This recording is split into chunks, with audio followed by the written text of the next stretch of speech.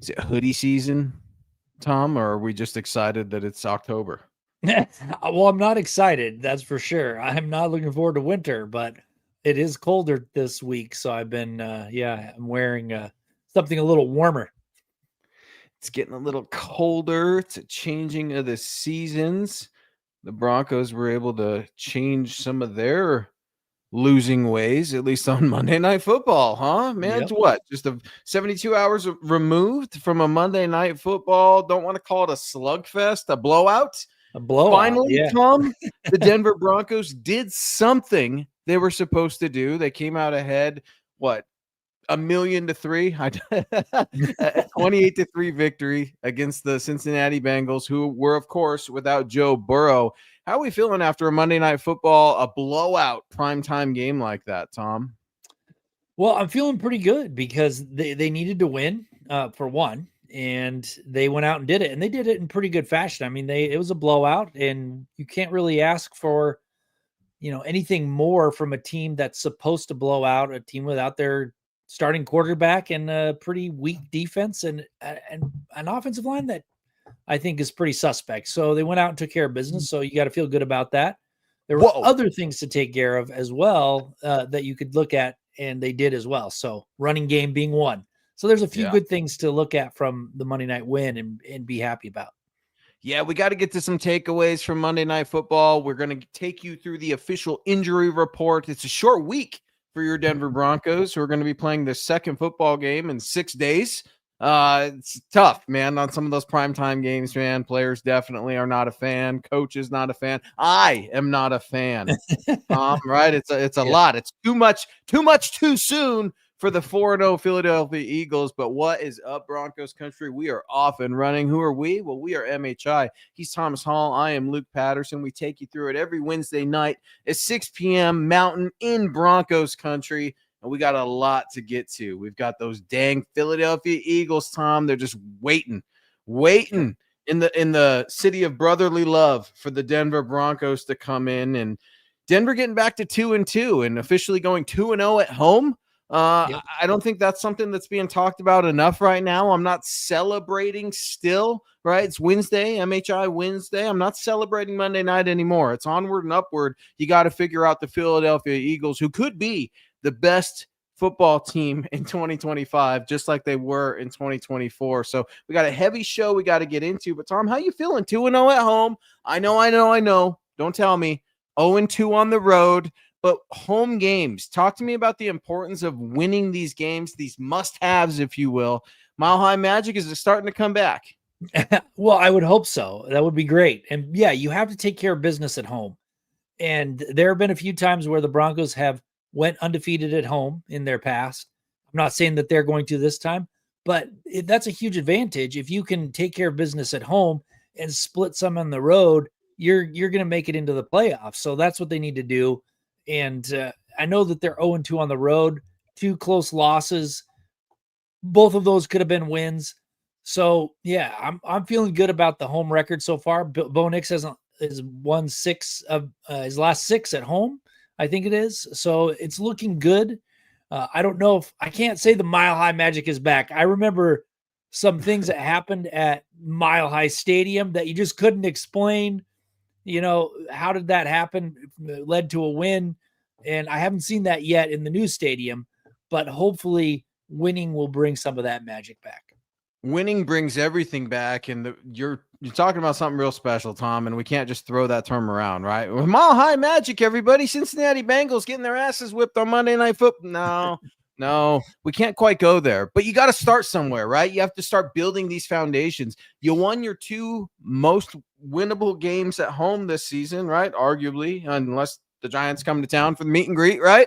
But you had to win these games. So when I say that the Broncos finally did something they were supposed to do, that feels a little bit good. Now, I'm going to get after Bo. Everybody's happy with how Bo's doing, and Bo played quite well. But I still have a bone to pick with Bo Nix. You probably know what it is, Tom. We'll get to that here in the show, but let's say what's up to some of the friends of MHI. String Guy, an exclusive member of the MHH community. Head on over to YouTube, become one yourself. Good evening, Broncos country. Do we have a good enough offensive line to run the ball effectively against the Eagles. String guy, I don't mean to be telling any tales out of school, but my keys to victory are going to be heavily focused on the run game, specifically the Philadelphia Eagles run defense. And it's a little surprising when you look at the numbers, but don't get caught up in the stats. The Eagles give away roughly 126 yards per game, but it's a really low yards per carry average. Impact plays are even less. This is a Philadelphia Eagles defensive line that is going to be in a slugfest with the Broncos O-line. And we will talk about Luke Wattenberg here in a few minutes as well, because I get my I told you so moment with everybody here in Broncos country. Got to figure it out. Strings on to something, Tom. The run game, it was critical. How come it took until J.K. Dobbins became a Denver Bronco to finally get a 100-yard rusher with Sean Payton? Is something changing in this Broncos offense? Well, hopefully he's committing more to the run, which is what he did this last game. He actually ran it almost as many times as he passed it, which was interesting because that hasn't happened very often under his tenure. So, no, it was great. And to answer String Guy's question, I don't think they're going to be able to run up the middle behind Luke Wattenberg very effectively, but they can mix and match some maybe some stretch plays or something to get some space. But it's going to be tough, man. It's going to be tough running against the Eagles defensive line. But just because it's tough doesn't mean you don't stop trying. You still got to be balanced and run the ball. If Sean Payton gets away from the run early, it's going to be an ugly game. Look, the Eagles are a beatable team. I know that they're the Super Bowl champs. I know that they've got the reigning offensive player of the year. I know they have arguably one of the best quarterbacks in the game today in Jalen Hurts. GM, right? What better GM out there is there right now than Howie Roseman with the Philadelphia Eagles? So I get it. Check, check, and check. This Philadelphia Eagles team is a little bit different. And I'm not saying that we shouldn't respect them, but the Broncos shouldn't fear this team. It's going to be tough. It's going to be intimidating out there in Philly. Those fans are nasty and they get up for their birds. But the Broncos can absolutely come in here and shock the world, and we will talk about that here in just a little bit. Stu McPeak, what's up, Stu? It's been a minute, man. A mile-high salute to you and yours. I see you doing some fun traveling, partner. Hopefully you're taking care and enjoying life. What's up, fellows? The Broncos have their work cut out for them. They need to bring their A game. We will need all three faces to perform, especially Bo Nix. Yeah, Tom, as you know, Stu McPeak is pretty high on Bo Nix, who was 29 for 42, 326 passing yards, 2 touchdowns, including a rushing touchdown to start the game. Now, Bo must have been reading my keys to victory over at milehighhuddle.com. It was one of them from last week, Tom. As you know, Bo does so much better when he's improvising, when he can showcase his athletic talents, not when Sean Payton is forcing him to overthink in the middle of a collapsing pocket because Luke Wattenberg can't play center in this league. I don't understand it, Tom. I want to see more Bo Nix operating on boots. The run game is finally established. What does that do? It finally opens up play action. We don't need to see these bubble screens anymore. I'm sick of it. It's time to turn the page. Bo Nix, the athlete, is certainly better right now than Bo Nix, the quarterback. I'll take it. It's a winning combination. Yeah, I would just want to add one thing to Stu's comment here. They really, they have to bring their air game, and you're right. They've got to perform well on all three phases, but they've got to stop shooting themselves in the foot. Even though they were blowing out the Bengals, there were still far too many penalties in that game. And against a good team like the Philadelphia Eagles, you can't have those penalties. So not only do they have to bring all three phases, they have got to be mentally disciplined. No dumb penalties. No, that interception in the end zone was a ridiculous throw. You don't make that throw, so things like that, they've got to clean up. That's how you're going to beat the Eagles. If you go in there and you're playing sloppy like you have, I don't think you have a chance. Ralph Bracegirdles, thank you so much, Stu. Appreciate all the support over on YouTube, brother. Go Broncos. Ralph Bracegirdle weighing in over on Facebook. What's up, Ralph? Got that stinking good Mark Schlereth 69 jersey on, man. One of my all-time favorites. Stink's the man. He knows football. He calls it like he sees it, man. Really, really respect everything that Mark Schlereth does for the NFL, and he's just a great dude. Luke and Tom, what is up, guys? It feels great to beat a bad team with style points instead of playing to their level. Ralph must be referencing a duo of Broncos wide receivers, Tom. That's something I haven't been able to say all year because, as you know, it's been let's feature Cortland Sutton for 2 games, and then Troy Franklin for 1 game, and then nobody, and then Adam Troutman. That wasn't the case. We spread the ball out. All 3 guys, Troutman, Mims, and Sutton, got in the end zone. I hear you. Mims, it was technically a rush on that jet sweep, but finally it was nice to see Sean Payton implement more than one playmaker at the wide receiver position. Yeah, Mims had a great game on offense, man. I actually think he was the MVP of the offense. Sutton, another good game. I mean, they took it to the defense of the Bengals. The Bengals defense is pretty poor. I mean, they spent all their money trying to keep their wide receivers, but they just don't have anybody to pass it to now. So, yeah, exactly, Ralph. I mean, it wasn't one of those things where they played poorly, ended up with a win. I mean, they went out and beat them pretty soundly. And, 40-15 or 28-3 is a butt kicking, and that's what they did. They went out there and they really kicked their butts, and that's what's important. That's what you got to see as this team starts to get better. Is are they not only beating the teams that they're supposed to, but when it's a bad team, are they really like taking care of business well, or like you said, playing at a level? And they didn't. So hopefully that's a sign for the future. They've got a big game coming up that's going to tell everyone a lot more about what this team is made of. So hopefully they can keep that momentum going into Philadelphia. Things got better and they got going relatively quickly for the Broncos. Sometimes it's not as quick as we would all like, but I don't know about everybody else. I was starting to get a little PTSD in the beginning of the game. I had flashbacks to last year in Cincinnati where Riley Moss was just getting torched by T. Higgins, the same game where T. Higgins went over 100 yards and got 3 touchdowns. There was a couple of feelings that maybe we were going that route. And then Riley Moss, Vance Joseph, and this Broncos secondary completely cleaned it up. Riley Moss finishes the game allowing 2 catches on 6 total targets, Tom, 25 yards allowed. His running mate, Pat Surtain, reigning defensive player of the year, did even better. Despite the very first play, they flag PS2, right? They flag our guy. I didn't even see it until you go back and you look at the film a little bit, and I'm like, come on now. We can't give the reigning defensive player of the year just a little bit of room. Anyway, PS2, he didn't need any help from the refs, but Jamar Chase held to just 23 yards. Jamar had more production at LSU against an Alabama Pat Surtain that he has had in the last couple matchups he's faced PS2 in. Tom, Riley Moss has got to be feeling good. You need him. It's all hands on deck when it comes to a Philadelphia Eagles wide receiver room that can also get after it. Yeah, it was great. I mean, there wasn't a single receiver for the Bengals that went over 35 yards. So, I mean, that secondary took care of business. Now, again, they're going against a backup quarterback in Jake Browning, but there were tons of people when Jake Browning took over that said, oh, this is a great backup. They're not going to lose a whole lot when they go from Burrow to Browning. I wasn't buying it, but he's still a good quarterback. So they need to pat themselves on the back. He's a good for a backup, I should say, that they did. I mean, that secondary shut them down. They had 126 yards passing and without taking the sacks into account. I mean, it was a dominant performance. So that's the thing that I'm talking about is those players should feel confident going into next week that they can do the same thing. And that's what I'm hoping happens, but it will be a tougher test.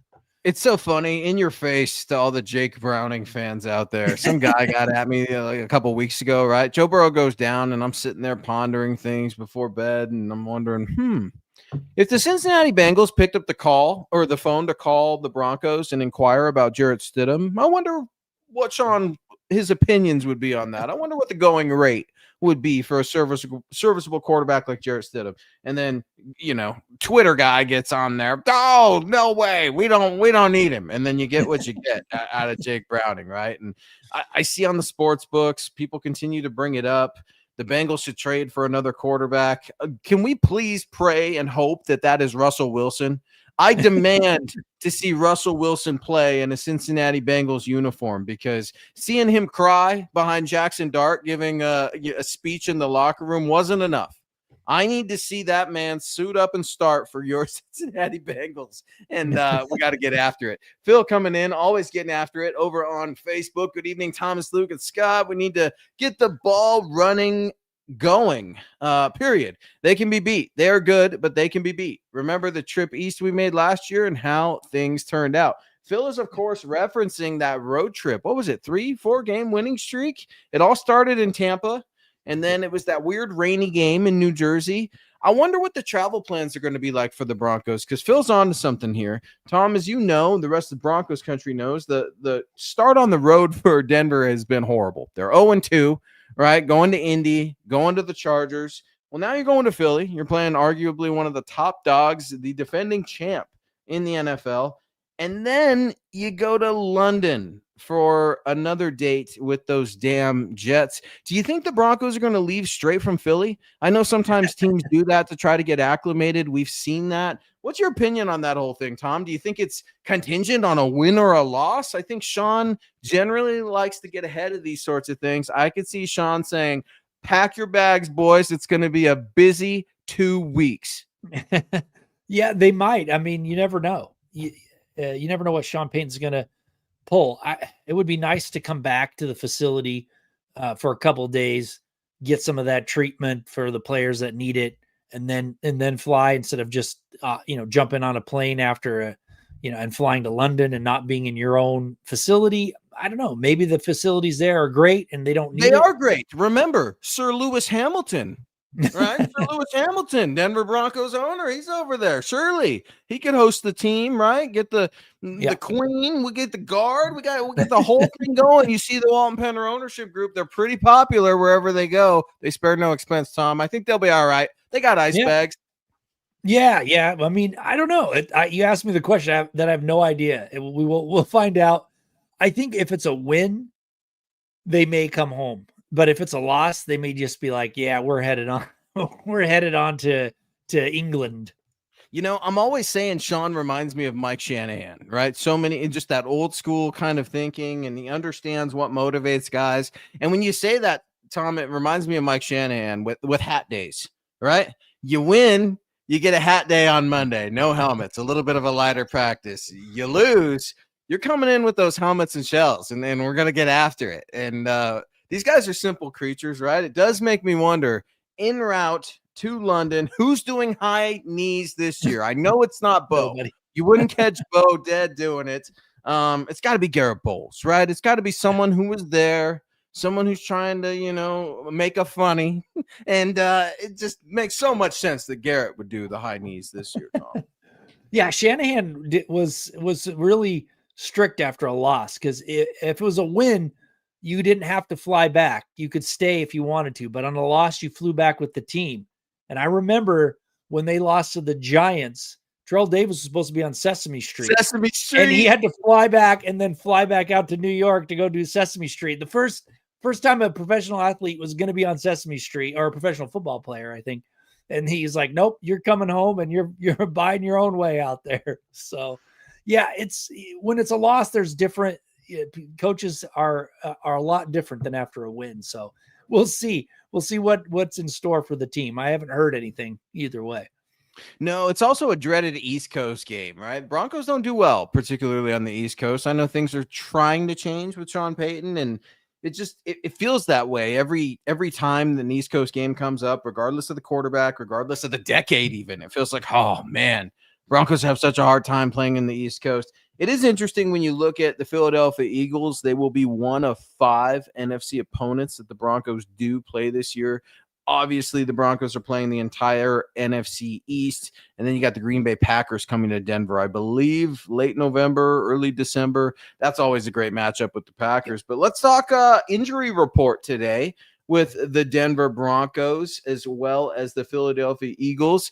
We're also going to get into Vic Fangio officially commenting on your Broncos quarterback, Bo Nix. That's right, former head coach, Broncos head coach, Vic Fangio. In fact, there will be 3 Broncos head coaching folks, men, who've had that title in this game, Tom. How weird is that? You got Sean Payton, Vance Joseph, and Vic Fangio on Sunday. 3 men who have all at one time been the head coach of the Denver Broncos.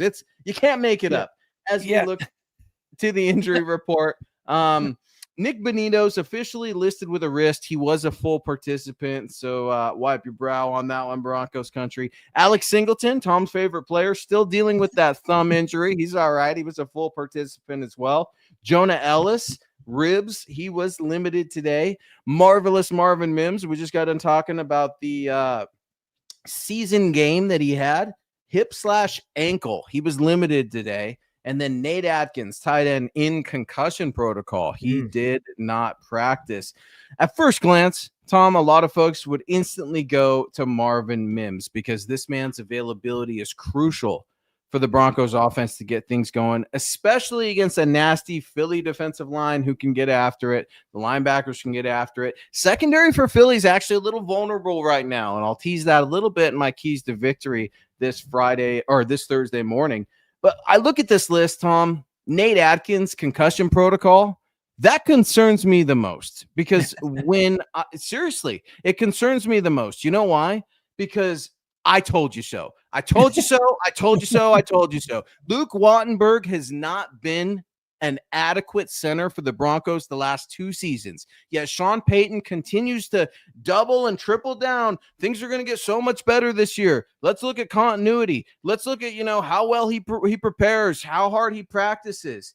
He's a second-year starter, a 5th-round pick from 2022, and we're letting him hold this offense hostage. I do not get it. 5 penalties. 5 on Monday Night Football. Sure, 2 of them got declined, but 2 holds, 2 ineligible man downfield. He's constantly getting blown off the ball. The reason I'm upset that Nate Atkins is in concussion protocol is because him and Alex Palczewski were helping the Broncos offensive line get things going. Luke Wattenberg needs all the help he can get. Welcome back, Adam Prentice, fullback. You get combined snaps from those 3 guys, Alex Palczewski, Nate Atkins, and Adam Prentice. I need all hands on deck. Luke Wattenberg desperately needs help. Don't come to me and say Alex Forsythe needs to be inserted into this game. He doesn't. It's a short week. You hardly have any continuity with your current center. The last thing Sean's going to do is go to Bo's old flame, if you will, from Oregon, his old college roommate, with days to go? I just don't get it, Tom. I don't think they're going to make any changes at center for the foreseeable future. I think I don't know. I think they're committed to Wattenberg, and I don't think they're going to make changes. Not unless he continues to play bad for at least another 3 weeks. I think they're committed to him. They like the continuity. They like how they play together, even though he is the weakest link. Now, I don't remember Atkins going in to get checked for a concussion. I mean, when I watched the game, maybe I missed it. So it was a bit of a surprise to see him there in concussion protocol. He was I know what happened. He was actually banging his head against the wall after he had to watch Luke Wattenberg commit 5 penalties on film. That's what happened. Okay. Gotcha. Overall, it's a pretty decent injury report. And the fact that you can get Malcolm Roach back too, if he's healthy, that's going to really start to make this the injuries to the Broncos that they were suffering early on feel a lot better. Now you still got to wait for Greenlaw to get back. But other than that, it looks like they're starting to get healthy again. So knock on wood that continues and they're starting to get back to full health. You're trying to trigger me, aren't you? I'm already all fired up about Luke Wattenberg. Then you just have to drop Dre Greenlaw's name like that, Tom. You know how to get that blood pressure up. And I salute you for it. Stu, coming back in again, man. Another very generous $19.99 over on YouTube. Thank you, Stu. Stu knows something about traveling. And Stu's weighing in. Guys, listen, the jet lag, it's real. I just flew to Iceland, Scotland, London, then back to the USA, and then right back to Sydney. I've been trying to catch up ever since. Just one flight to the UK messed me up. So the travel and time change is real. Stu, I feel you on that, man. I'm still trying to catch up from Monday Night Football. you're a beast. You're flying all over the world, man, and trying to catch up in a matter of weeks, dude. So I salute you. You're tough. I know your job requires a lot of traveling, man. So thank you for weighing in. I appreciate this aspect because unless you're doing it, it's not something we think about all the time unless it's you, right? Travel plans and how inconvenient they could be. Sure, the Broncos aren't going to exactly be slumming it on coach, all right? But at the same time, you look at these guys and you try to keep things as consistent as you can every week. And isn't that the trick? If you're Sean Payton, seriously, it's really not the X's and O's when you start looking at the management of the football team. Remember, Sean's got like a million jobs. He's got to be the play caller. He's got to be HR. He's got to manage personality. He's got to manage a lot on top of managing not only just the whole aspect of the team, but team decisions. What do we eat? When do we leave? Where do we stay? All these sorts of things. Sure, Sean's not on the phone calling the Marriott, but he's got to help organize some of these things. I really, really value this one, Stu. This is big because any advantage can help. And I wonder what concessions are being made this week, Stu. Right? Like, are they going to leave a day earlier? They're going to try to stay a day later in Denver, sleep one more night in their bed. I'm sure everybody's sore, still trying to get that treatment from Monday Night Football. It's going to be tough, man, to go right from Philly across the pond to play the Jets. I hear you. It's the Jets. But I can't stand these London games, man. They give me a bad feeling. Bad juju all the way. Stay away. Yeah, I'm with you. And the nice thing is what definitely helps is to stay consistent. So whatever they've been doing is probably what they're going to continue to do. Now, I know London is going to throw a wrench into that. They're going to have to change up some stuff. But with all the decisions that you make, if you stay consistent, you do the same thing. So on Monday, you come back and you get in the tub, or Tuesday or whatever that routine is, you need to stick with it. That way you're not, trying to change stuff up in the middle. Because one thing is football players or athletes, they like to do the same thing over and over again. And if it's been working, they don't want to change it. So that's the way I see it. And yeah, London is going to, like I said, it's going to throw a wrench into that, but they're going to try and do the same thing that they do every time after a win or after a loss. And that's what we're going to see probably, this week. Same thing that they've been doing. I love the shock value from Jason coming in there. You got to trade Bo. Bo is inconsistent, man. I don't know. Bo had his best game on Monday Night Football, albeit against the Cincinnati Bengals. I hear you. But the reason I pull that up, why? Not to blast Jason for having an opinion that's different than mine, but instead to pick my bone with Bo Nix. Tom, explain to me when it is ever acceptable to throw an interception in the opponent's end zone. I just don't. I don't get it. The turnovers.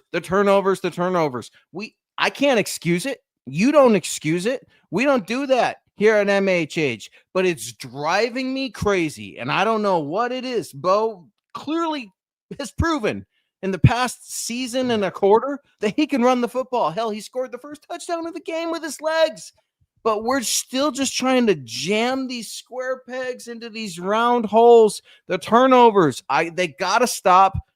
Yeah, they didn't lose you the game. Did it really matter? Yes, it mattered. You know why it mattered? Because it's becoming a habit. You got to stop turning over the football every single game. Yeah, and it was a bad throw, too. It was just, I don't know what he was thinking or what he saw, but what he saw was not right. He threw it right to the linebacker that was in the middle there. And that's those situations. If you're going to throw the ball, and I know it was fourth down, you had to force it in there. But try and put it where your guy can get it or, it goes out of bounds. But he didn't do that. He threw it right to the defender. It looked ugly. And, if it was an incomplete pass on 4th and 1, they would have been starting with their backs against the end zone, not out at the 20 like they were. So there were a few things that need to be cleaned up, and he's got to clean up some of those decisions because that was a bad one. I don't even know what he was looking at when he threw that ball. It's frustrating, right? And yeah, I guess the nice thing is, as frustrated as we are on a Wednesday night here on MHI with the rest of Broncos country, by the way, imagine how frustrated Bo is. Bo doesn't seem content to me in the least bit, and I love it. I want Bo to be moody. I want him to be angry. and I want him to be a perfectionist. Who does that sound like? It sounds like some Hall of Fame quarterbacks, the names that everybody usually repeats. And, John's a little bit of an outlier because I think John could have a really great time while also being a dog of a worker, right? In John Elway. So a little bit of a different cat, but I don't know. Phil McLaughlin weighing in over on Facebook. Speaking of London, anybody know a good place to get tickets to the game? Yeah, let's talk about that too. I mean, not to overlook Philly, but just it's cool to see Broncos country travel. You're going to see some brave souls in those Philadelphia Eagles stands, Tom. Man, I don't know. You're going to see some Broncos orange in those Philly stands, and it's Philly fans can get after it, Tom. That's no joke. I'm not an Eagles fan at all. There are very few stadiums that I would consider maybe not wearing orange in. But crazy things happen at these football games. The Eagles have an awesome home field advantage. They love their football team. They're going to be getting after Sean Payton and Bo Nix. Yeah. Well, Phil, I only have a couple pieces of advice for you about London. I know I've seen some folks that I follow. So Michael McQuaid, I think, with Broncos Europe, or you can, my friend, call him from Cork on Twitter. You can call him Cronin. You can maybe ask him. He might be able to point you in the right direction to get some. But I know they were talking about getting some tickets to folks. So look those two folks up on Twitter. They might be able to help you out. We should just call Keith. He's our resident. Keith might have some good ideas too. We got to call our guy, man. He's our resident, across the pond football extraordinaire. You can read Keith Cummings' work over at milehighhuddle.com. Dude is always grinding, Tom. I mean, by the time I'm in bed, by the time I'm up, he spit 3 or 4 articles out, man. Really, really impressive. Keith, another friend of the show. We appreciate you. Love you, man. And I should say that too, right? I'm a little grouchy sometimes about the London games. It is truly cool to see Broncos country representing all over the world, man. That's special, and it definitely should make Broncos country get excited for that London game in a couple of weeks. Cody Dubs, man, good friend of the show, exclusive MHH community member. I feel like the defense should be ready to play against the Eagles. They had some well-needed time to rest. They weren't on the field for 40 minutes against the Bengals. Yeah, Cody's onto something here. The Broncos' time of possession outweighed Cincinnati's by a whole quarter. Tom, one of my takeaways over at milehighhuddle.com. It was an impressive outing for Denver, but let's be honest, the Cincinnati Bengals quit. That viral clip of Nick Bonito and Jonathan Cooper, who seem like they don't rush the passer, Tom. I don't know if you know this. They're in a race to get to the quarterback.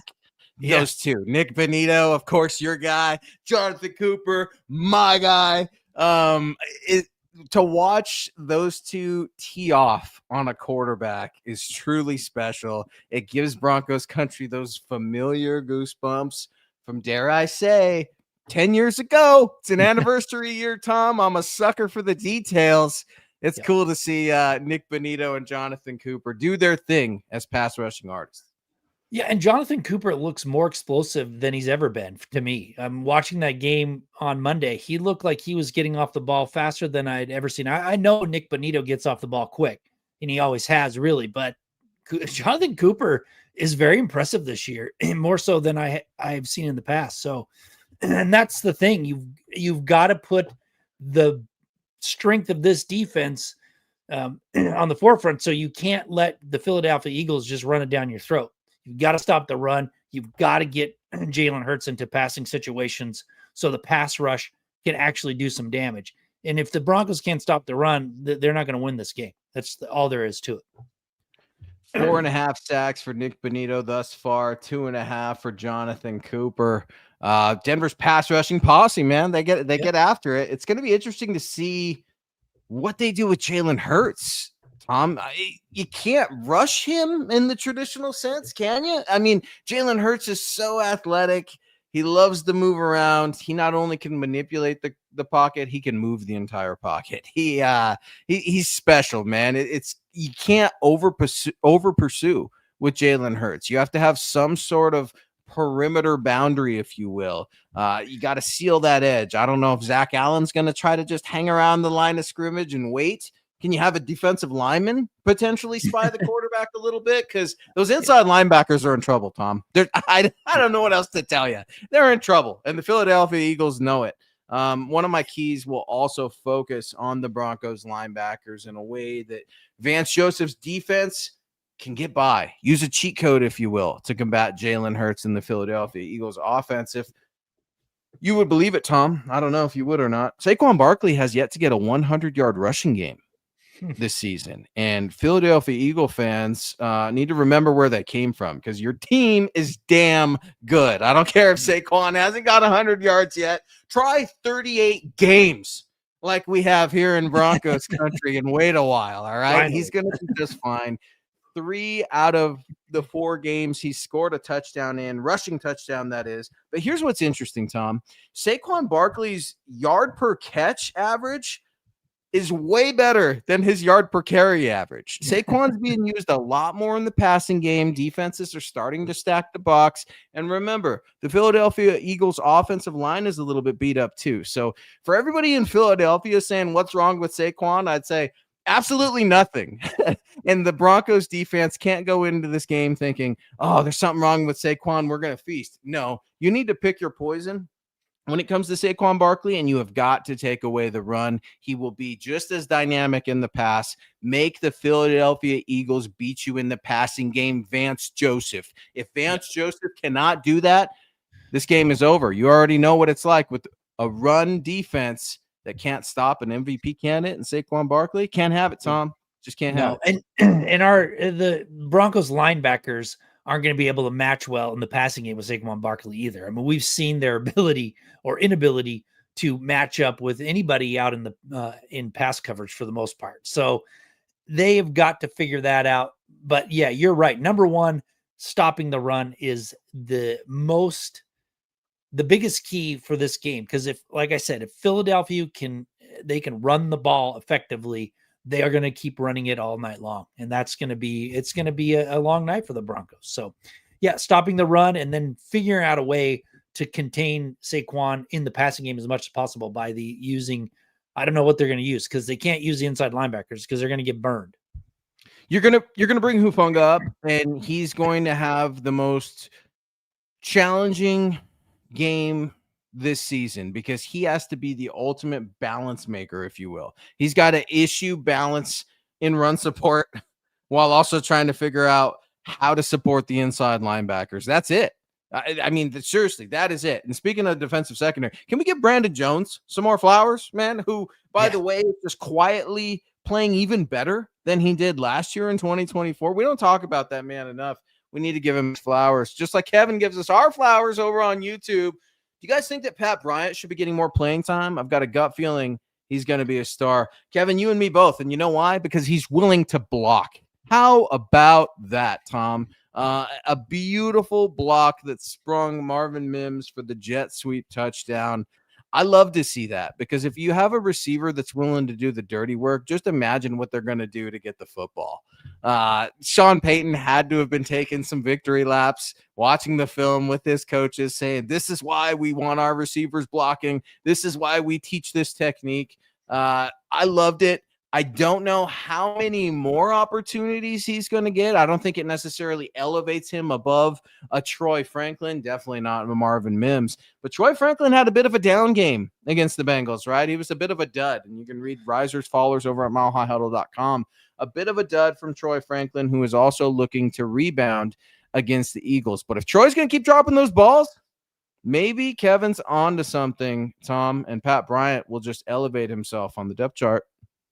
Yeah, that's what I was going to say. I mean, who are you going to take snaps away from to give Pat Bryant more reps? Because for the first few games, Franklin was the star on the offense, and he had a little bit of a rough game last week. But everybody was talking about this is the number 2 wide receiver on the field in Franklin, and then you got Mims, you got Sutton. So it's kind of like, who are you going to take those snaps away from? You've got to get your tight ends more involved. So from my perspective, you have the luxury to kind of move him in a little bit more slowly, but you're right. He does look like a good player. You've got to be able to figure out a way to get him out there and get him some more looks on offense. But you don't want to, you want to be very strategic about that and not take snaps away from the folks that have been producing. It's tough, man, because you don't necessarily have an embarrassment of riches when it comes to the Broncos wide receivers, but you have a lot more talent than you've ever had. It's just, how do you put everything together? That's truly the trick. It's fit, right? It's all about fit in the NFL. Clayton Heron over on Facebook, guys. Make sure you hit the like button, share on now all platforms, subscribe if you have not done so already. Here's another guy, one of the friends of the shows, one of our guys, Todd Ostendorf, an exclusive MHH community member. Keep Talib was special because he wasn't just talented. He was a great leader for attitude. I don't know if you guys saw this, man. Keep Talib took in a bit of shot on Tyreek Hill. Tyreek Hill, nasty injury, right? Never wish ill or injury or harm on anybody ever. It's interesting to me that Tyreek Hill was, I don't know, his response. Can we just call it odd? Tom, can we call it odd? I don't want to judge it. Everybody responds to pain differently and to trauma differently. But to see Aqib Talib come out and fire a shot on social media like, yo, if you do these things on your personal life, I'm not going to feel bad for you. Just a little bit of the attitude there that Todd is referencing. You know where you stand with Aqib Talib at all times. Ask Mike Crabtree. Yeah, for sure. I mean, again, like, I don't want people to get injured, but I have no sadness in my heart for Tyreek Hill getting injured. I'm, fine with me.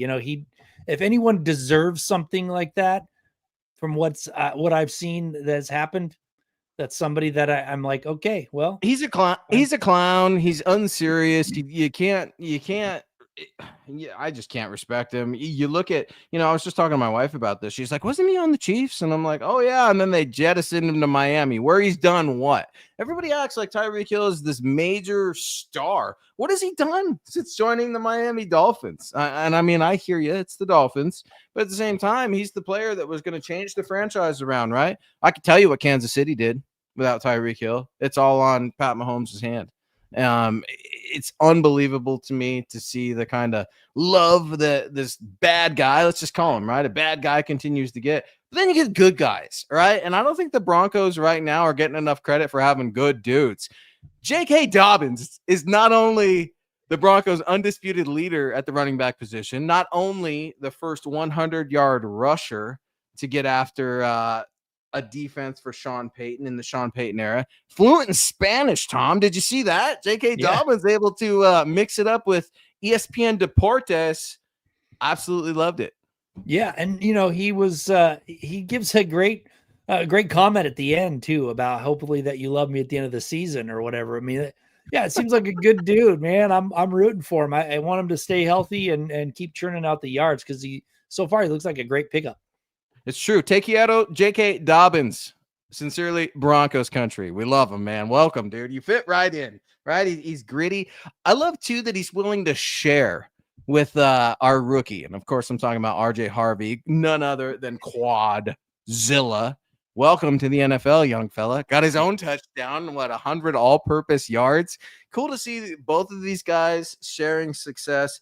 It's equally cool when you see a good guy like J.K. Dobbins who's like, absolutely, I'm willing to help him. We're teammates, right? And ultimately, they're competing for the same job. And the writing's on the wall with the second-round pick whose name is Quadzilla. I respect J.K. Dobbins. I'm happy he's here. Just like Courtland Sutton, man. I got to give it to Court, dude. Court's got to be one of the most positive guys on the Broncos day in and day out, man. He seems like a steady guy. And you ask around that building a little bit, that's what you get with Courtland. He's consistently himself. He knows his truth. He's a good dude as well. How about the little the wives? Did you see that? The wives matching Mrs. Nix and Mrs. Sutton, each wearing the stepbrothers picture, right, of Bo and Courtland in the portrait. Absolutely love it, man. Things are humming here in Broncos country. Yeah, it's funny. I mean, I think R.J. Harvey might have had his best game as a running back. I know he didn't have like a huge game. Everybody's pointed to J.K. Dobbins, but I really liked how he was running the ball. It wasn't anything impressive. He's got better games to come and all of that, but I really like that. And I'm going to say it. Courtland Sutton, I thought they were going to jettison him, but he is having a great season. It really, really is. I mean, he was not the best wide receiver in the league or anything, but I am really impressed with this season so far. He had he kind of disappeared for one game, but other than that, he's been very impressive. He leads the team. He's the leader in pretty much every statistical category for the Broncos. Tied for receptions, right? I think when you look at it technically with Troy, maybe some targets, but leads in first downs, leads in touchdowns, leads in yards. We need 14 to show up in a big way against Vic Fangio's Philadelphia Eagles secondary. Extra, read all about it. There's a major hole that Papa Vic Fangio is having a hard time filling on that Philly defense. I'll let you know what that hole is in my Key to Victory article that is popping over at milehighhuddle.com tomorrow morning. Todd Ostendorf. What's up, Todd? Coming back in. Listen, guys, J.K. Dobbins, he's the best pickup of the offseason. Ooh, Todd, this is where we could draw some hairs, man. This is where this would be a really good debate. So I'm going to take it. I agree with you. J.K. Dobbins is one of the biggest reasons the Broncos offense is as successful as it is right now, which is not saying a lot about the offense, but it is truly saying a lot about J.K. Dobbins. The Broncos, when you look at them on paper as a rushing team, they're not bad. They're not at the bottom half of the league. They get after it yards per carry. I think over 6 yards per carry for J.K. Dobbins in 4 games, just off the top of my head. Truly impressive.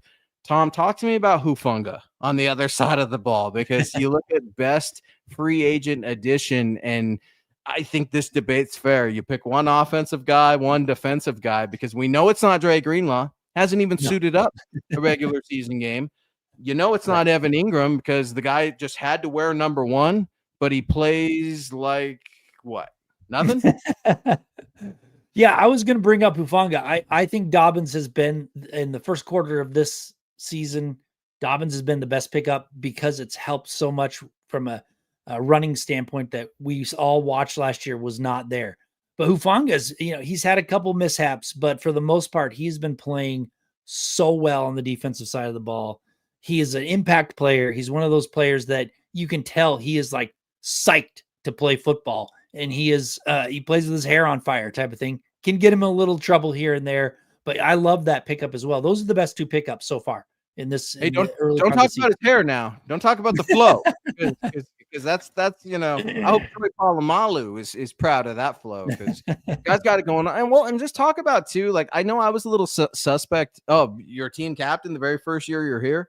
Broncos country doesn't know you yet, but was this a Sean Payton thing? No, this was a team thing, and it's easy to see why. Again, nice to have good guys on the team, right? From all looks in, at least thus far, Hufanga seems that way. Nick Benito, I saw his charity doing some great things and getting ready for the holiday season and back to school and everything else in the Denver community. Broncos are out in the Denver area. That means a lot to the Walton Penner ownership group, and it would mean a lot to the Bolins too, and that's something Pat Bolin definitely prided himself on. WJB, I saw William come in earlier. London calling. He's usually calling on Wednesday nights, his early hours, if you will. And just like that, I have subscribed to Mile High Huddle. I got my new job confirmed as well. It's been a good week all around. Well, how about that, Will? Congratulations to you and yours. Let's make that week just a little bit better with 2 victories, 2 Broncos victories.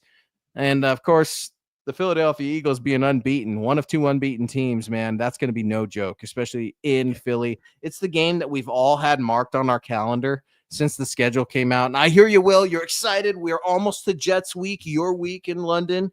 But we got to get through Philly first, man. Thank you so much for tuning in to MHI. And I also want to give a shout out to String Guy, man. I saw String Guy just said he was recovering from some surgery.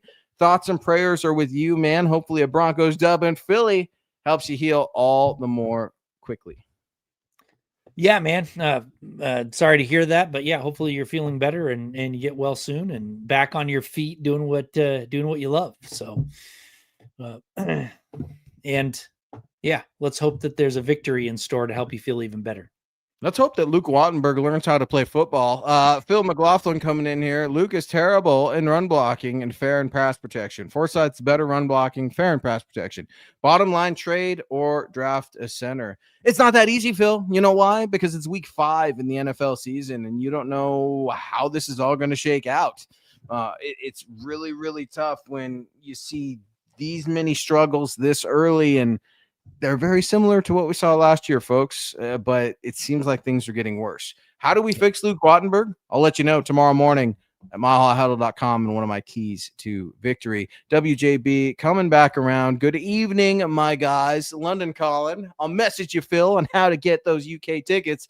But, guys, Philly is going to be a tough game. Defensive tackle, edge rushers, gonna have to hit hard. Man, you're telling me, Will. You're telling me. I'm getting goosebumps thinking about it, man. I think of Philly's defense as mean and scary. What about the Broncos defense? Are they mean and scary? Is this going to be a battle of two bullies in terms of the Philadelphia Eagles defense and the Broncos defense? Who do you think truly has the upper hand when you look at both of these defenses?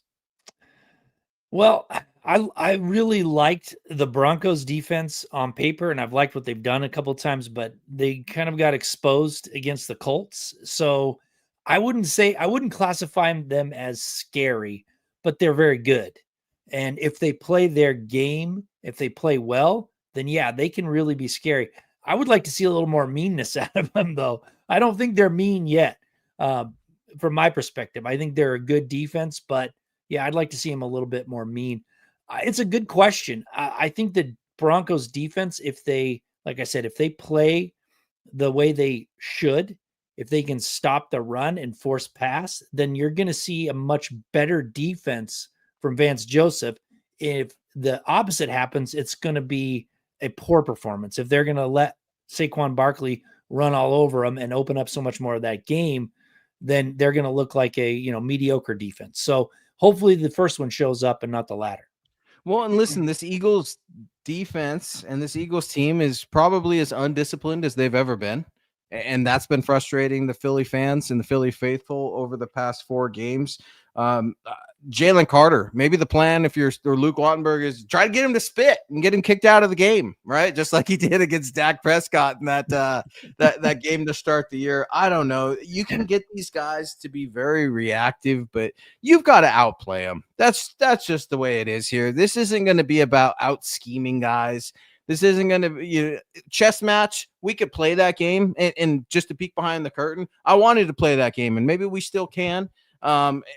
Some leftovers next week as we see Fangio and Peyton, but it ultimately is strictly on the players on either they're going to have a missed assignment or they're going to hit it. And can you wipe out the bad play and make a good play happen? And the Buccaneers came back and came real close to getting after the Philadelphia Eagles in what should have been a blowout last week, Tom. I think the Eagles got humbled a little bit, even though they won the game down in Tampa. It was an odd performance. Vic Fangio came out, started talking about Bo Nix today. And speaking of Tampa, he said, quote, he's a lot like Baker Mayfield. I think he might be Baker's younger brother. He's really good. Really, really good. I mean, he's a scrambler. He's a competitor. He'll throw the ball in tight places. He runs their offense really well. I think Sean's done a great job bringing him along, and they've got their quarterback for the future. They looked long and hard for many years, and they've got one. Baker Mayfield, Bo Nix, one and the same?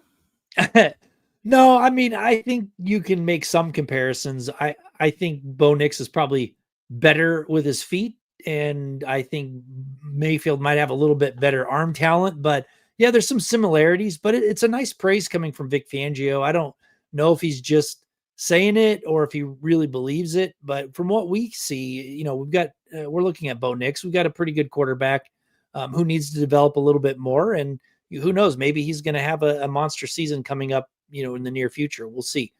But he's not quite. I don't know if he's Baker Mayfield yet, but he's definitely can work up there and maybe surpass him if he continues to improve. Well, Baker's not the baby maker that he is today if he didn't get the experience that he got in the league, right? I mean, you look at when Baker came in to Cleveland and even his short little, 3-game romp with the LA Rams and his time with the Carolina Panthers and how he ultimately landed in Tampa. It's a story of experience and withstanding some bumps. And I think that's what you're seeing with Bo. And I think that's what Vic Fangio is alluding to, because Vic's not one of those guys that's just going to give compliments for compliments' sake, unless you're the 1987 New Orleans Saints. He doesn't want to talk about it. He wants to make his meatballs. He wants to get after your offense, and he wants to say, I told you so. And again, it's going to be weird to see three guys in the building who have all at one time been the head coach of the Denver Broncos: Vic Fangio, Vance Joseph, and Sean Payton, who will be there this Sunday. Guys, we're wrapping things up in our final segment here on MHI. We're going to save our predictions like we have for most of the season for the roundtable on Friday morning. I hope everybody picked the Bengals last week. I think this week's going to be really tough. I just got done writing my keys to victory. It'll be out tomorrow morning at milehighhuddle.com, going through the Philadelphia film. I'm not ready to give a prediction yet, man. This is going to be a tough game. It's a game, obviously, I want the Broncos to win. I also think it's a winnable game, if I'm being honest, Tom. I would love to come in here and tell you, Broncos country, hey, look, this just isn't it. Start getting ready for London. These are the world champs, okay? It doesn't mean a thing. This is a beatable Philadelphia team, and I can't wait to break it down tomorrow morning at milehighhuddle.com. Yeah, I'm with you. I think they're a beatable team, but being in Philly, I think gives them the advantage. If they were coming to the Mile High City, I'd be like, yeah, I think the Broncos have a much better chance of beating them. But at home, it's a little bit different. So we'll see. But yeah, I think the Broncos are going to have to play their A game in order to beat this team, because even though they're beatable, they're still a really good team. And they've got a really good offense, even though offensive line, even though it's banged up. And that's where I worry the most about this Broncos team, is being run on. Even though Malcolm Roach could be back, which would be nice, but the Broncos can be run on, and the Philadelphia Eagles know that. So they need to stop that run. But that's what concerns me the most. And being on the road is it's never easy going out east. No, Philly's so tough to play, man. It's crazy fans, tough environment. The Link, right? Isn't that what they call it? Lincoln Financial Field. The Link's going to be rocking, man. And I can remember growing up, and the Eagles were horrible my whole childhood, man. And I thought the best that they would be, right, was Donovan McNabb and Andy Reid, Terrell Owens, and then fast forward a little bit, and Michael Vick, and then you get Nick Foles, right? And those Super Bowl runs, and then all of a sudden, Jalen Hurts just falls out of the sky. Saquon Barkley just falls out of the sky. Howie Roseman just falls out of the sky and builds this monster, not only team, but it's the franchise.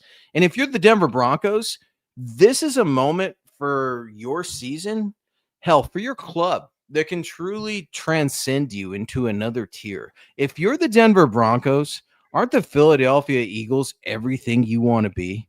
Consistently in the conversation for postseason runs year in, year out, a top quarterback, running back combination, a team that is led through the spirit of both their offensive and defensive lines, a defensive coordinator who is not only from the area, but engulfs the attitude of his team. I mean, that's what the Broncos strive to be. You beat this team in Philly, shock the NFL this Sunday.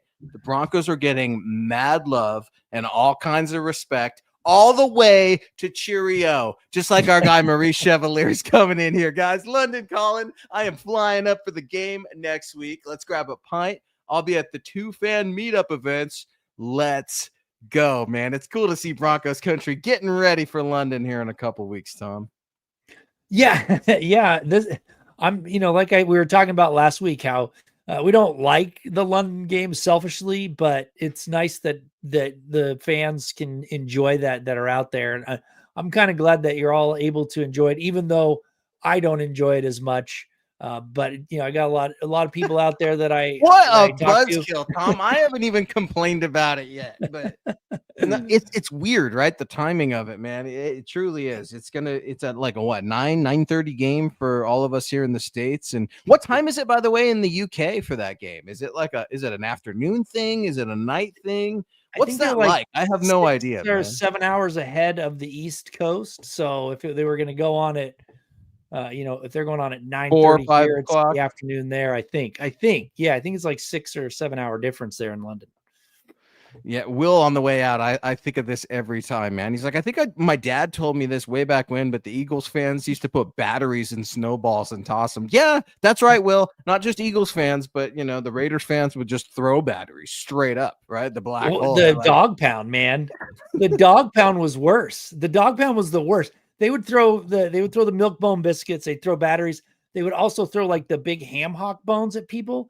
No. And, oh yeah. And Ken Lanier told me that someone threw a fifth of whiskey bottle and hit one of their assistant coaches on the sideline. So now you get kicked out for that kind of stuff. But back in the day, they didn't know who threw it, but they were throwing all sorts of stuff at the players, from the dog pound, so to speak, and the sideline.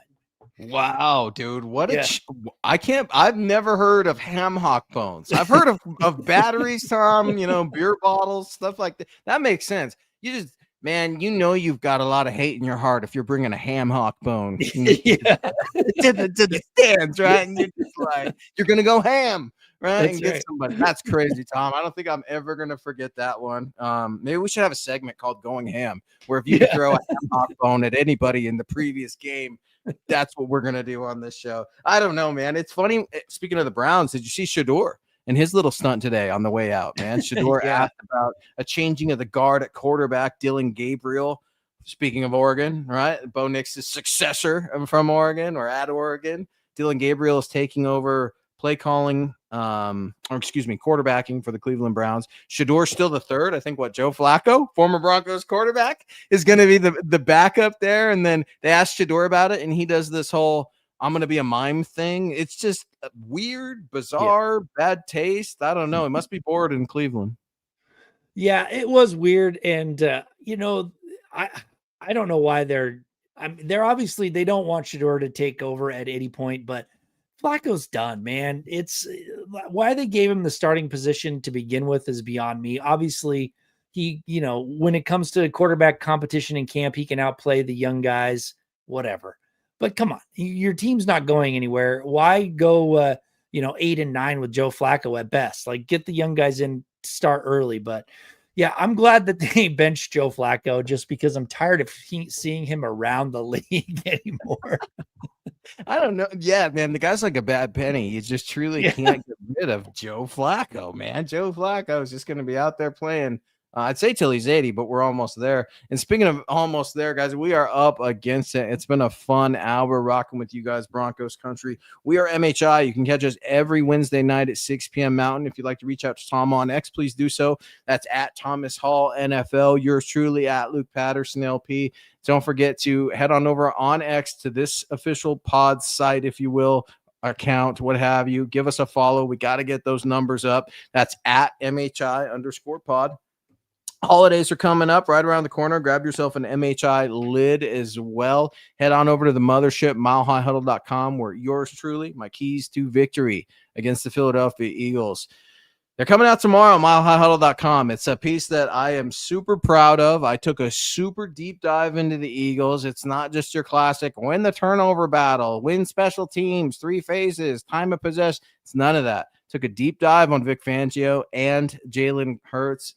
Don't forget that guy named Saquon Barkley. Got something special for you guys cooking over there at milehighhuddle.com. We will be back next Wednesday night with reaction as we're heading into the London game. Hopefully the Philadelphia Eagles got beat. You can also check our predictions this Friday over at milehighhuddle.com. Tom, another fun show, man. Thanks a lot. Yeah, thank you. And it has been fun. And, it's one of those topsy-turvy years so far. So hopefully when we come back the next few weeks, it's going to be a little more ironed out. Yeah, we have a long road ahead of us this season, and here we are, man, into October. Sean Payton knows a little something about winning games in the month of October. Let's hope he can kick it off in style. Broncos country, into the link in Philadelphia. This is the way. This is the way.